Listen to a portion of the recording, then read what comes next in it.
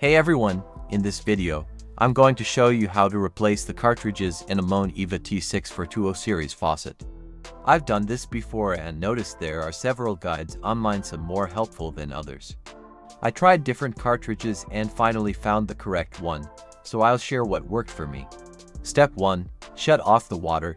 First, make sure the water is completely turned off. You can see here, I've got a bit of a drip, that's why I'm replacing the cartridges. Turn off the water supply underneath the sink before you begin. Step 2. Choose the right cartridge. The first cartridge I tried was the 1224, but it didn't fit. The correct cartridge for my faucet was the Moen Duralast 1234. Step 3. Remove the old cartridges. 1. Take off the faucet handles. You may need a wrench, but in my case, they unscrewed by hand. 2. Gently twist and remove the retaining nuts.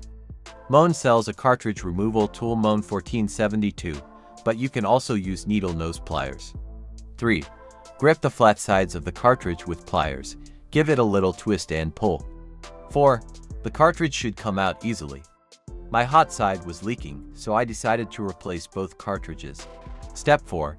Clean and install new cartridges. Take a moment to clean out any buildup inside the valve. Line up the new cartridge using the plastic tab as a guide. Push it down firmly into place.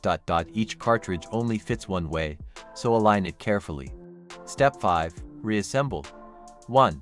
Reinstall the plastic retaining nuts and tighten them securely but not too tight. 2. Replace the faucet handles, matching hot and cold to their original positions.